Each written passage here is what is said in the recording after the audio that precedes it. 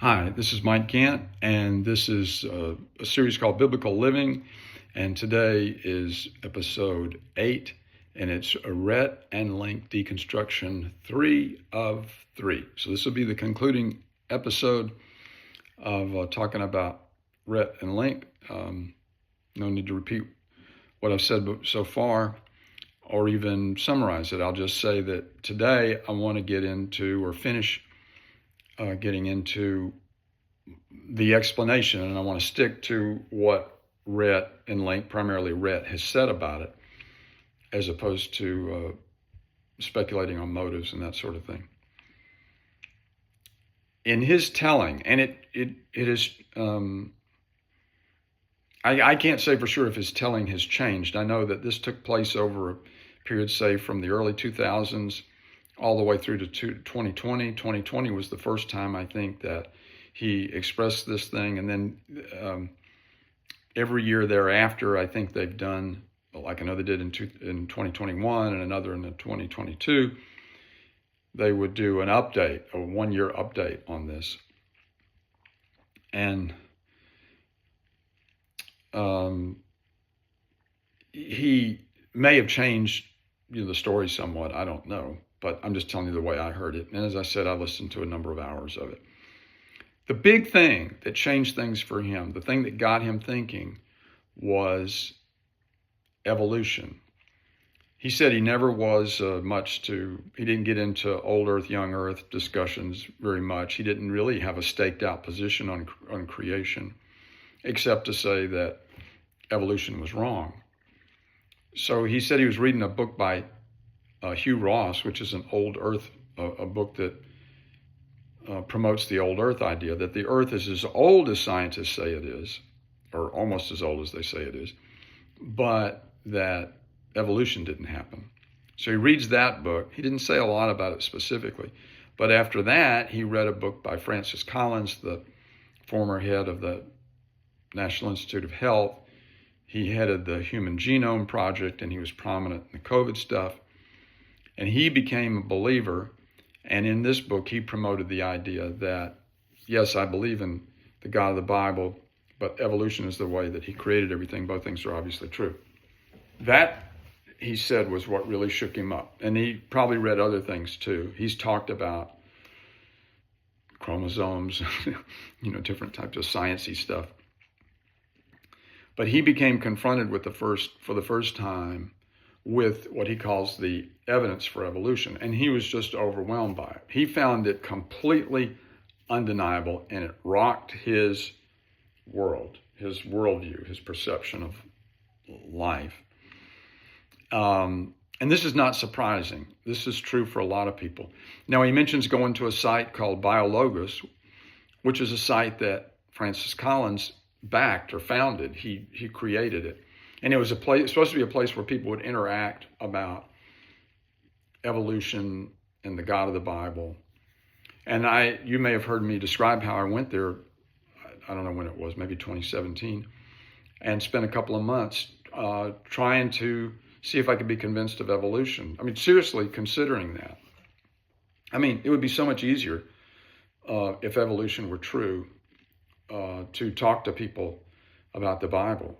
And the reason it would be easier is because so many people believe evolution. Of course, the reason so many people believe it is that they've been not only taught it, but they have been taught that to not believe it is to be ignorant, to be a fringe person, not a normal member of society.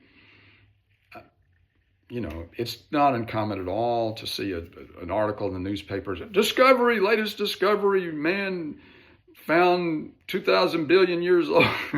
I'm exaggerating the years, but some incredible length of time.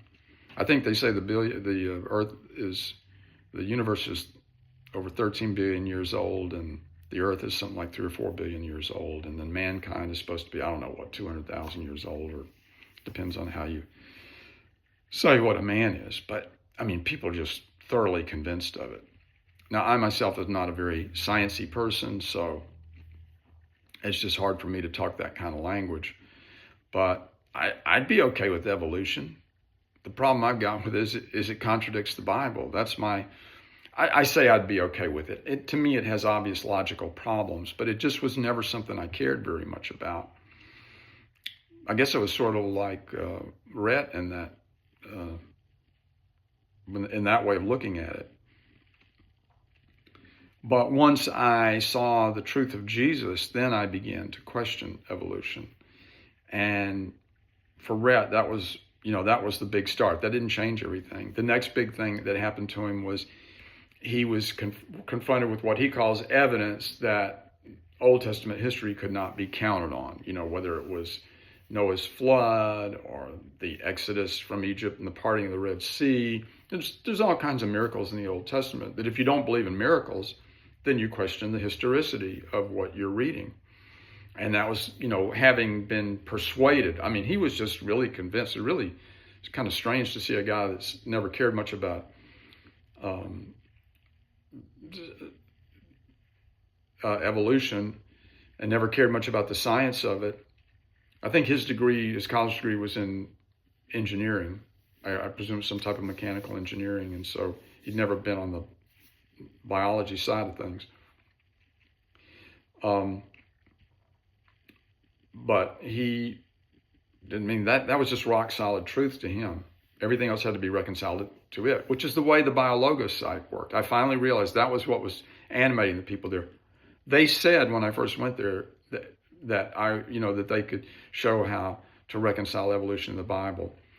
But when I got there, I spent 2 months every day, and I learned that the only way they can reconcile the two is that they accept evolution is absolutely true, and they look for ways to reconcile the Bible to it. And the ways they found were not persuasive at all. But it didn't bother them because they were so persuaded that evolution was true in the first place. So they went into the study assuming evolution was true. And so they had to figure out ways to reconcile the Bible to it because they weren't going to give that up. Whereas I went into the study of it with the idea that evolution might be true. It might not be true. I want to know which it is. And then the third big thing that happened to him, which was, what completed the mental changes he went through to make him depart his evangelical Christian background, his being a college missionary for Campus Crusade for Christ, was New Testament history. And he mentions Bart Ehrman by name, and you've probably heard me mention Bart Ehrman on one or more of my videos or read about things I've written. And you know that he is a popularizer of the views of modern biblical scholarship, which tends to defer to modern science. So modern science is completely sold on evolution. Of course, what modern science and modern historians have in common is that they have adopted a principle that comes out of the Enlightenment called methodological naturalism, which just means that we're not going to consider anything supernatural in our study of science or history. If it's supernatural, like being raised from the dead or being created out of nothing by the word of God, we're not going to opine on that. We're not going to touch that with a 10-foot pole. And then develop our views of the Bible out of that. Well, if you're going to do that, you're just assuming the answer to the question before you even ask the question. The question is there a supernatural, or did these miracles, to be more specific, did these miracles really take place? Was the world really created by God speaking? Was there really a worldwide flood that Noah and his family survived? Was there really a Red Sea that parted for Moses and the Israelites? Did Jesus really rise from the dead? Those are the questions, especially that last one. Did Jesus rise from the dead? Everything rises and falls on that. If that didn't happen, it doesn't matter if the other stuff happened or not. Jesus had to have risen from the dead, or the entire message of the Bible falls flat. The entire messianic project collapses. If we don't have the resurrection of Jesus from the dead, we don't have any of that. Well, if your method of study is to assume that didn't happen, well, then how are we going to prove whether it did or didn't? So anyway, that's what completed it for him. And it still leaves this mystery of why did he really do this? His parents, his family, they were all devout, church-going, evangelical Christians. They didn't believe this stuff, but he came to believe it all. And he apparently, if I understood him correctly, he and Rhett said they never talked about this kind of stuff on their YouTube. They're very successful YouTube channels and shows. They never talked about that. Why they had to come out and talk about it, I don't know, but they did. So the one thing I can say is that they have expressed what a lot of people express today, which is a very heavy emphasis on personal identity. People are really hung up on their personal identity. That's not who I am, you'll hear people say, or I identify as. And that's what Christianity or anti-Christianity, either one, has turned out to be. It's like, what tribe do you belong to? What gang are you a part of? Now, I think part of that is a reflection of the deterioration of society. And society overall is very much like a ghetto where, the only way to survive is to be part of a gang. Families are decomposed, the nuclear family is attacked. Anything that works against the nuclear family, which is everything that comes out of the sexual revolution, is elevated. That's freedom, and that's good.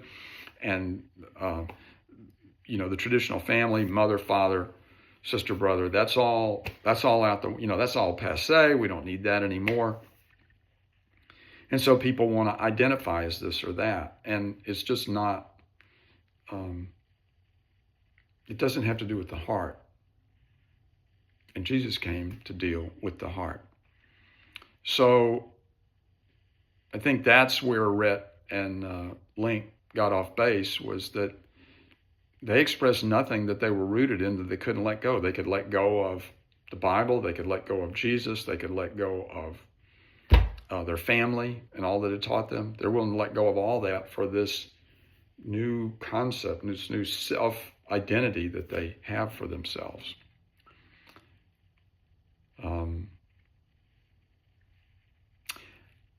That's all I've got to say about that. I'll talk to you again next time. In the meantime,